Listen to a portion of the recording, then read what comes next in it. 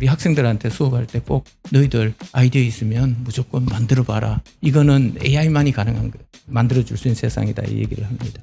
기술의 발전 속도도 빠르지만 사람들이 여기에 적응해가는 속도가 굉장히 빨라서 또 그 부분이 오히려 더 놀랍다는 생각 많이 하고 있습니다. 불과 2년 만에 사실상 온라인에 공개된 거의 대부분의 자료는 다 학습했다라고 연구 결과에 나오는데요. 정말 굉장히 놀라운 속도라고 체감하고 있습니다.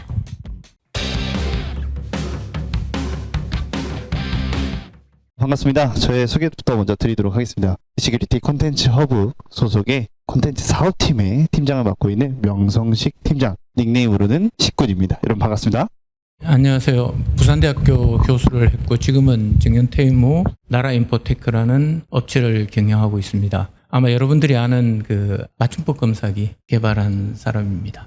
네, 반갑습니다. 부산 센텀에 위치하고 있는 한국디지털교육원에서 생성형 AI 오프라인 강의를 맡고 있고요. 또 공공기관이나 기업체의 요청이 오면 출강하고 있는 협회의 강사협회 부협회장을 맡고 있습니다. 반갑습니다.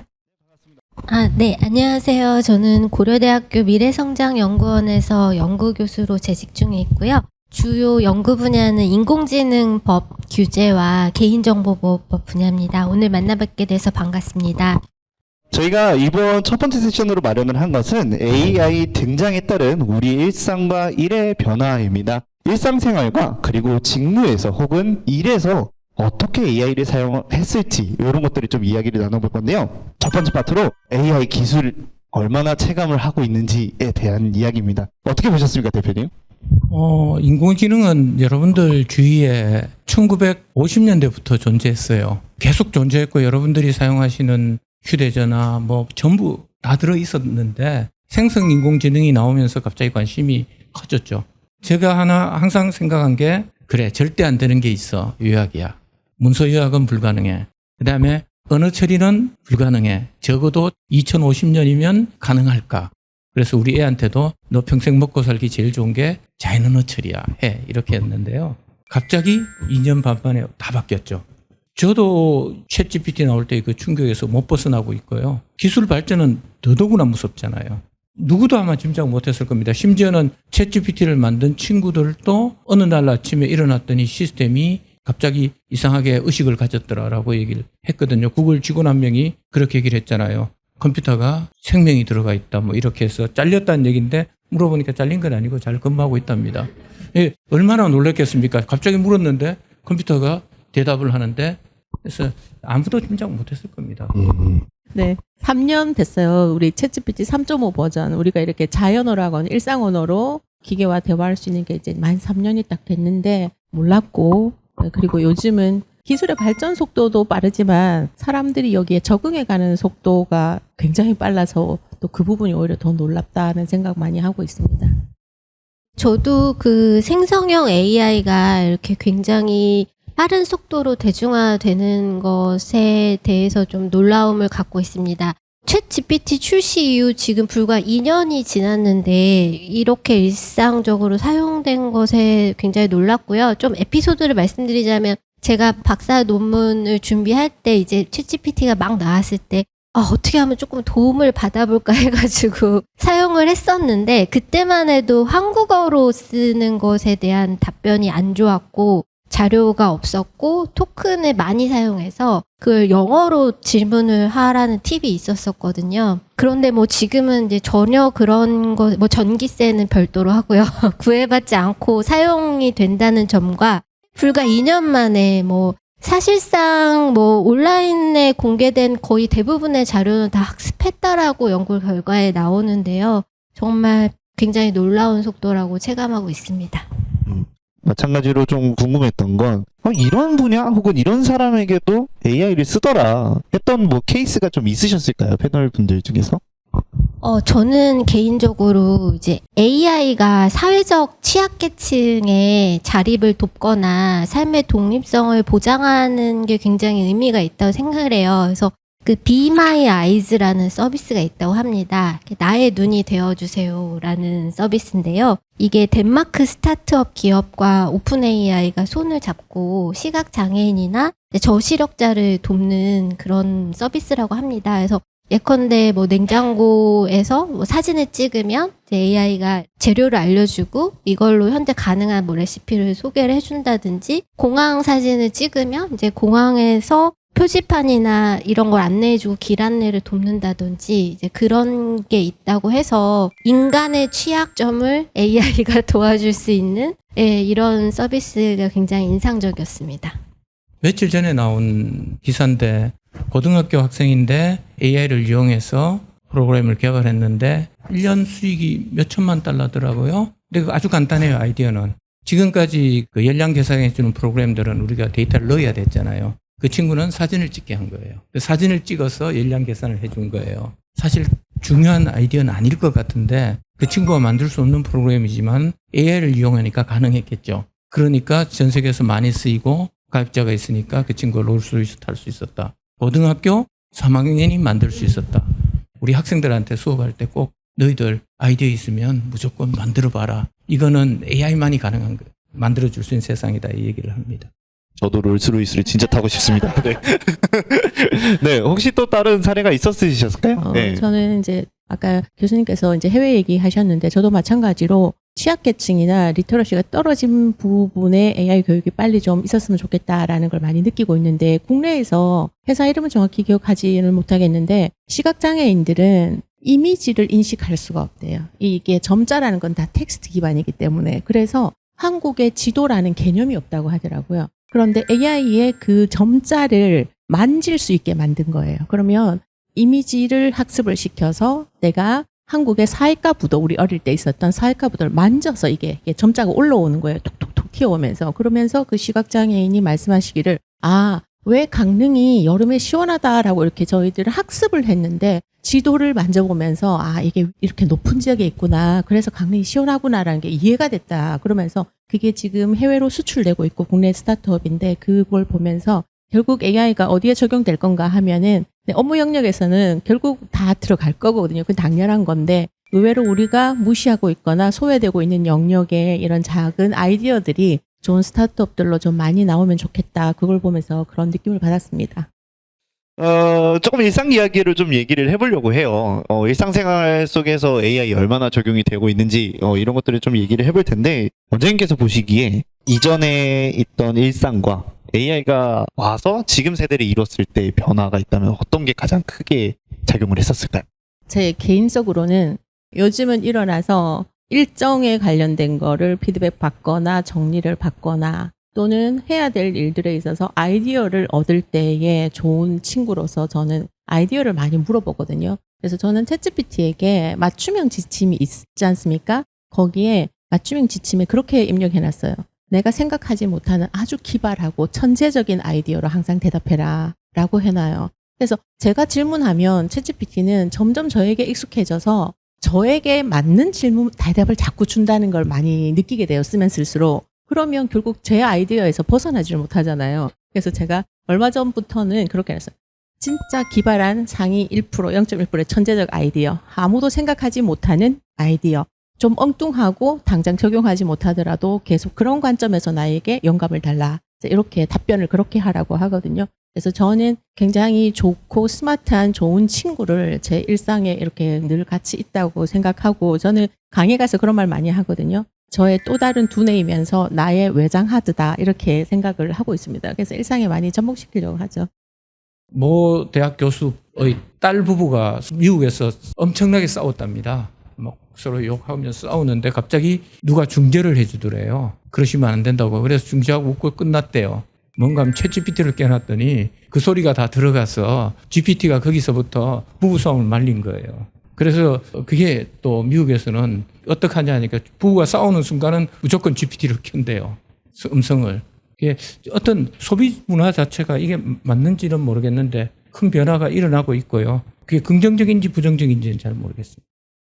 저는 이제 개인정보 업무를 했어가지고 예전부터 개인정보에서 큰 화두 중에 하나가 그 마케팅과 관련된 거거든요. 흔히 타겟 마케팅, 맞춤형 광고에서 개인이 소비자가 결정권을 갖냐 못 갖냐 이제 그런 이슈들이 있었는데 지금은 초개인화된 마케팅은 완전히 일반화된 것 같아요. 그래서 2024년에 스타트스타라는 그 유명한 보고서에 따르면은 AI 추천 시스템이 온라인 구매에 35% 영향을 미친다고 하고요. 재밌는 것은 그 뭐 EY나 이런 컨설팅 회사들의 연구 결과를 보면 오히려 소비자들이 AI가 추천한 제품이다. AI 추천 기반 시스템이다라고 하면 더욱 신뢰를 보인다고 합니다. 그런 면에서 이제 AI가 고른 제품이라는 마케팅 문구가 더 신뢰성을 확보한다는 점에서 예전하고는 좀 다른 소비 문화를 가지고 오는 것 같습니다. 그러게요. 일단 사람이 추천하면 왠지 약 파는 것 같고 사람들이 추천하면 괜히 또 의심부터 하게 되잖아요. 인간의 심리가. 아무래도 그런 변화가 좀 있었던 것 같은데 사실 그러면서 좀 위험성도 이야기를 조금 해볼 수 있을 것 같은 게 정책적으로 또 많이 변화가 있었을 것 같아요. 이건 강혜경 박사님께 좀 여쭤보고 싶은 게 그러면 국내에서 정책적인 변화가 실질적으로 와닿는 게 좀 있는지 그 변화가 어떻게 있었는지가 좀 궁금하네요. 일단 오늘 이제 토크 세미나의 주제가 이제 생성형 AI이기 때문에 여기와 관련된 중요한 정책적 시사점을 말씀을 드리자면 국내외를 불문하고 이제 인간이 AI에 대해서 가장 걱정하는 것은 인간이 AI를 통제할 수 있느냐, 인간이 AI 위험을 통제할 수 있느냐의 측면인 것 같아요. 근데 AI의 위험이라는 게 이제 아직 실현되거나 구체화되지 않았잖아요. 그래서 제가 이제 뭐 강의를 다닐 때 AI 하면 어떤 게 생각나세요? 라고 물어보면 대부분 10명이면 10명 다 챗GPT를 얘기하십니다. 근데 AI는 모든 영역에 다 적용될 수 있어서 만약에 아이들이 사용하는 장난감에 AI가 탑재된다면, 비행기에 AI가 탑재된다면, 한국 그 원자력이나 전력, 한전에 탑재된다면, 그런 얘기를 하면 이제 그때부터 약간 표정이 심각해지세요. 근데 생성형 AI도 물론 위험이 있어요. 그 말씀드린 것처럼 비행기가 조종사의 컨트롤러십을 잃고 뭐 갑자기 추락한다거나 이런 위험과는 다르겠지만 생성형 AI는 말씀하신 할루시네이션 가짜 정보나 환각이나 뭐 가짜 정보 허위 뉴스를 만들 수도 있고요. 딥페이크도 있고. 그래서 이 생성형 AI에 대해서 국내외에서 집중하는 거는 Transparency Obligation이라고 해서 투명성 의무입니다. 그래서 네가 지금 대화하고 있는 것은 AI야 라는 걸 표시하라고 챗봇이랑 대화를 할 때 나는 AI야 라는 걸 표시하게 하고요. 네가 만든 생성물은 AI가 만든 거야 라는 이 생성물의 출처를 표시하게 합니다. 그리고 이것의 데이터는 누구누구의 저작권, 그러니까 그 저작권을 뭐 다 이렇게 길게 쓸 수는 없지만 이제 입법 기술적으로 어떻게 표시하는지에 대한 템플릿을 지금 개발하고 있거든요. 그래서 생성형 AI 관련해서 가장 중요한 정책적인 변화는 이것이 인공지능이 만든 결과물인지 인간과 인공지능이 대화하는 건지에 대한 표시 의무, 이게 가장 중요한 변화라고 생각합니다. 그러면 좀 직장 이야기를 좀 해볼게요. 일상생활에서에 대한 어느 정도 사회적 분위기나 혹은 일상에 대한 변화가 있었는데 가장 먼저 궁금했던 거는 사실 모두가 느끼고 있을 것 같아요. 작업 효율이 올라가느냐. 네. 경험해보신 분들이 대부분 있으실 것 같기도 하고 아직 못 쓰신 분들은 아직 그것까진 잘 모르겠는데 아까 얘기했던 환각이라든가 이런 것들 때문에 못 믿겠다. 그래서 효율 다시 찾아보는 게 더 일이더라 하시는 경우가 좀 있었는데 어떨 때 효율을 좀 느꼈는지 뭐 이런 것들을 좀 여쭤보도록 할게요. 일단 강지수 원장님. 예. 아까 여기 교수님께서 AI가 요약은 못할 거야 라고 얘기를 했는데 저희 개인적으로도 그렇고 뭐 강의 준비를 하거나 자료를 찾거나 했을 때 전체 텍스트를 다 읽을 수 있는 물리적 시간이 사실 우리가 다 많지 않잖아요. 그런데 너무 요즘 요약 AI들이 너무 잘해주기 때문에 그리고 그 영상 같으면 몇 분 몇 초에 어떤 내용이 들어가 있는지 전부 이렇게 시간까지 다 명확하게 표시를 해주니까 선택적으로 제가 궁금한 부분만 시사 선택해서 학습할 수 있도록 이렇게 해주는 부분이 굉장히 효율적인데 이 부분은 개인의 부분에서도 그렇고 직무나 업무를 하시는 분들도 사실 어떤 보고서를 쓰던 뭐 데이터를 분석하던 앞단에 굉장히 귀찮고 시간이 많이 드는 부분, 조사하고 읽고 해야 되는 그 영역에 AI를 투입시키게 되면은 굉장히 시간 단축을 이룰 수 있는 것 같아요. 그래서 저는 전체 프로세스에서 AI를 도입해서 효율이 지금 굉장히 많이 나고 있느냐, 그렇게는 느끼지는 못하겠어요. 사실 조직에 가서 보면은 생성형 AI를 어떤 형태로든 하나라도 유료로 쓰고 있는 퍼센트를 제가 항상 강의 전에 손을 들어보라고 하면은요, 10%가 안 되거든요. 그럼 다 무료 버전에서 쓰고 있기 때문에 뭐 그렇게 대단히 획기적인 업무 혁신이나 생산성을 내기는 어려운 단계인데, 어느 영역에서는 뚜렷하게 표가 나느냐, 먼저 자료를 찾고 그것을 요약하고 그래서 실제 업무하기 전 단계, 준비 단계, 거기에는 거의 절반, 한번 40~60% 정도의 시간 단축의 효과를 낼 수 있다라고 이렇게 느끼고 있습니다.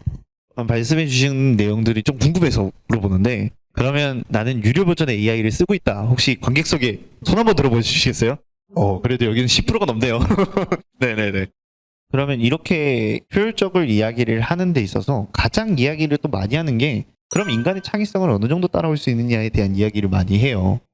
사실 뭐 그래봐야 학습한 결과기 때문에 창의성을 논하기에는 좀 멀지 않았을까라는 이야기를 좀 할 텐데, 이 부분에서는 대표님 생각은 어떠세요?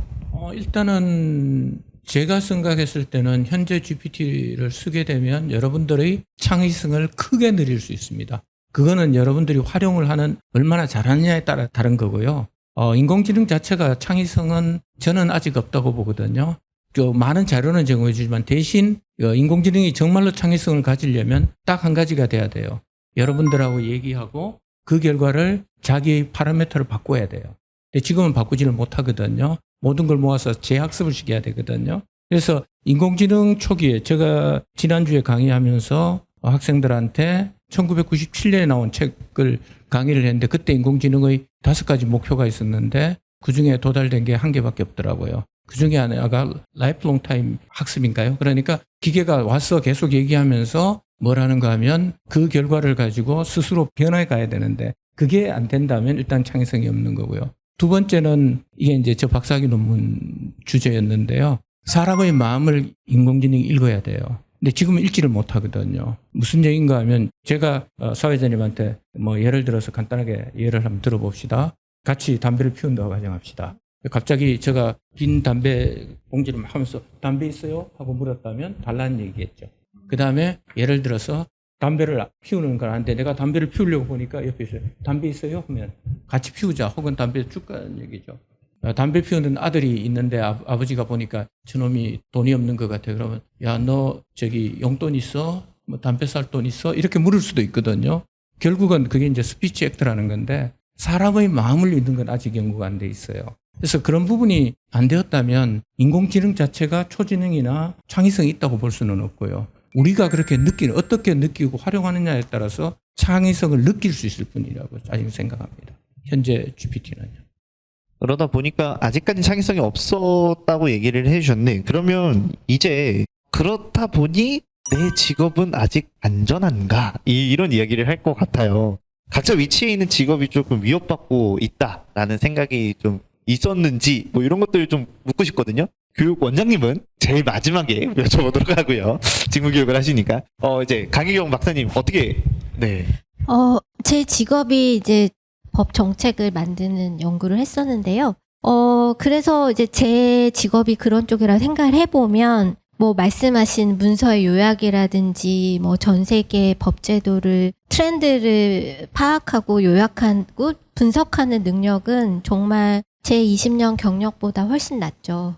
GPT나 다른 아이들이. 그런데 교수님께서 말씀하신 것처럼 이제 제 직무에서 인간만이 할 수 있는 것들은 이해관계자 간의 갈등 조율, 그런 뭐 사회적인 통합된 의견 수렴, 이제 이런 부분들이기 때문에, 그리고 어떠한 가능성들이 있을 때 이제 그 프라이어리티를 정하는 거, 이런 A와 B, C에서 각각 이런 장단점이 있을 때 이제 결국 그 마지막 의사결정은 인간이 하는 거기 때문에 이제 그런 부분에서는 아직까지 여지가 있다고 생각하는데, 어저께가 그저께 읽은 기사 중에 제일 재밌었던 게 교수님께서 더 잘하실 것 같은데요. 제가 알고 있는 것까지는 피지컬 AI가 최종 단계였거든요.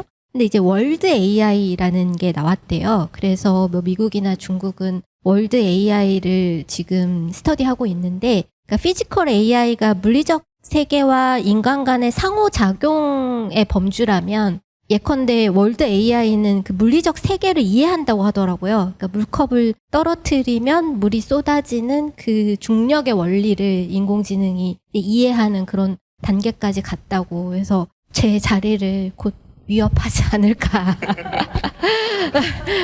싶기도 합니다. 이 이해관계자 간의 갈등 관계를 이해하는 순간이 오지 않을까 두렵습니다.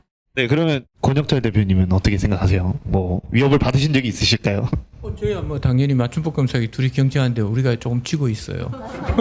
근데 장점은 가격이 1000분의 1이고 그다음에 실시간 처리가 가능하다는 장점이 있지만은 맞춤법 검사기의 성능은 챗GPT가 더 높습니다. 현재로서는. 초기에는 저희들 걸 많이 뺏겼는데 요즘은 기계는 쉽게 뺏기는데 저는 기계를 뺏기기가 굉장히 어렵더라고요. 그러나 결국은 현재 있는 건 창의성의 한계가 있으니까요. 우리가 느끼는 거니까. 대신 어떻게 되겠습니까? 결국은 그 속에서도 잘 활용하는 사람이 직장을 차지할 거고요. 오늘 또 어젠가 나왔죠. 아마존에서 14,000명 해고를 결정했고 내후년까지 35,000명을 해고하겠다. 그 몇 프로인가 하면 아마존 전체 직원의 10%거든요. 그게 뭔가 인공지능 도입으로 효율적으로 되었다는 건데 생성인공지능만은 아니에요. 그래서 누구나 이제는 다 위협받는 거예요. 그리고 모든 직종이 사라져갈 수도 있고요. 아니면 나이 많은 사람들이 안주했다가는 바로 탈락하는 거죠. 왜냐하면 정보의 획득 이것 자체가 경험보다도 GPT가 더 많은 걸 제공해 줄 수 있잖아요. 위협받지 않는 사람이 누가 있을까요? 라고 말씀드리고 싶습니다. 그러면 조금 더 직접적인 질문을 좀 드려볼 건데, 원장님께서 그 현재 직무 교육들을 많이 나가시잖아요. 없어지고 있는 직무들이 뭐가 있고, 대체되는 직업들이 뭐가 있는지를 좀 같이 물어볼게요. 저희 나라는 아직까지 고용에 대해서는 이렇게 외국의 경우처럼 오늘부터 내일부터 나오지 마 이런 거는 안 되잖아요. 그죠? 보호받는 영역이 있기 때문에 실제로 대체되고 있다 이런 거는 좀 드물다고 보는데 우리가 생성형 AI 처음 나왔을 때 그 콜센터 직원을 해고했다라고 하는데 그 콜센터 직원이 꼭 AI 때문에 해고된 건 아니었어요. 근데 그게 이제 딱 시기적으로 맞물렸죠. 근데 우리나라는 그 고용이 보장되는 형태 속에 다들 있고 그렇기 때문에 아직까지 뚜렷하게 대체되고 있다 이런 건 아니나 대체하기 위한 모색을 굉장히 적극적으로 하고 있다는 느낌은 받습니다. 왜냐하면 직원들의 교육인데 책임자들이 오시거든요. 그럼 그분들이 왜 오실까? 그분들이 그 AI를 쓰려고 오시는 건 아니거든요. 어떻게 적용되는지를 프로세스를 이해하고 거기에서 내가 의사결정을 하겠다는 마음가짐으로 들어오신다고 저는 느껴지거든요. 그러면 이거는 몇 년 안에 모든 조직 안에서 그것들이 적용될 거다라고 많이 느껴져요. 그래서 두 가지 관점이 있을 것 같습니다. 처음 직장에 가려는 사람들은 정말 가기가 지금보다 더 어려워지겠다. 왜? 처음 하는 직무는 대체될 가능성이 굉장히 높다는 게 느껴지고요. 그거는 의사결정이나 아이디어나 이런 게 아니잖아요. 우리 프로세스에서 그죠? 앞단에 있기 때문에 그거는 거의 대체될 것 같다. 그러면 고용의 기회가 지금보다 더 줄어들 것 같다. 그럼 조직 내에 있는 사람들은 어떻게 생존할 것이냐잖아요. 자기를 증명해야지 조직에 계속 머무를 수 있는데 이제 그 영역에서는 AI를 적극적으로 쓰려고 하는 노력들이 굉장히 많으신 것 같습니다. 지난달 제가 이제 지방자치 인재개발원에 이제 단체 집체는 이제 4급 이하 공무원들이 오셨는데요. 교실 환경이 좁아서 다 교육 신청자를 못 받는데 신청이 너무 밀렸었어요. 그래서 이번 달 다시 2회를 하거든요. 그래서 중간 관리자 영역에서는 어쨌든 좀 더 여기에 머물러야 되겠다. 그러기 위해서는 내가 어떤 결과를 낼 수 있는 사람이 되어야 되겠다는 니즈는 굉장히 강하다는 느낌 받습니다. 그러니까 두 분 다 말씀해 주시는 게 위협받지 않는 직업과 직무는 없다. 그렇게 말씀을 해주셨어요. 그래서 사실 저도 체감하고 있는 게 신입 개발자 채용이 많이 없어지고 있다라는 게 많이 체감이 되고 있거든요. 그래서 뭐 신규 코딩하고 있는 사람들이 정말 많이 없어지고 있고 내가 신입으로서에 대한 참여가 되게 어렵다라는 거를 많은 학생들한테 좀 느꼈던 것 같아요. 그러면 이렇게 과도하게 발전하는 AI 과연 독일까요? 라는 질문을 좀 해볼 수 있을 것 같은데 이거를 뭐 정책적으로 뭐 제한한다고 제한이 될까요? 이거 좀 여쭤보고 싶은데 국가에서 뭐 그런 브레이크를 좀 건다라는 그런 것들이 좀 움직임이 있었을까요? 아까 이제 제가 전에 드렸던 말씀 중에 그 AI가 초래할 수 있는 위험이라는 것에 대한 말씀을 드렸어요. 그게 이제 아까 말씀드린 챗 GPT만 생각을 우리가 하는 함정에 많이 빠지는데 그게 군사 무기에 탑재됐을 때 혹은 나를 채용할 때, 저 여기 청년들이 많이 계시는데 나를 채용할 때 내가 열심히 쓴 지원서를 AI가 뭐 필터링을 하는데 예컨대 아마존에 이런 사례가 있었어요. 10년 전에 유색 인종이거나 여성은 이력서에서 하나도 채용이 안 되는 거예요. 서류 이력서에서.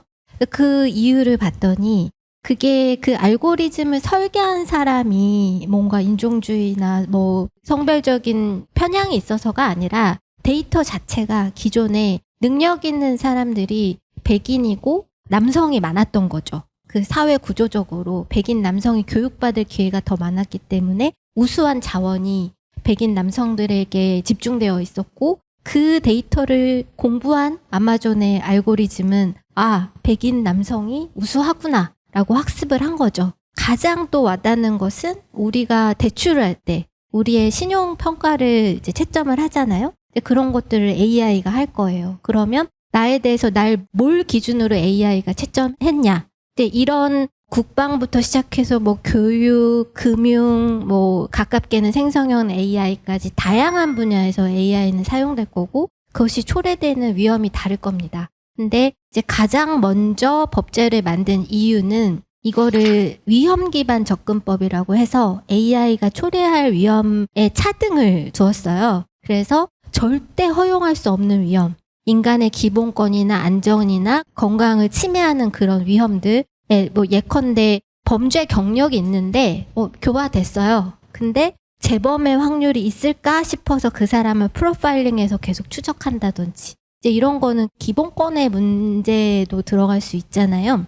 절대 허용할 수 없는 위험, 이거는 이제 이런 시스템, AI 시스템은 개발하지도 말고 서비스하지도 말고 그 다음에 고위험, 하이리스크라고 해서 인간의 기본권, 건강, 안전에 중대한 영향을 줄 수 있는 거. 아까 제가 말씀드린 그런 부분이에요. 고용, 채용, 교육. 교육에는 입시도 포함이 되고요.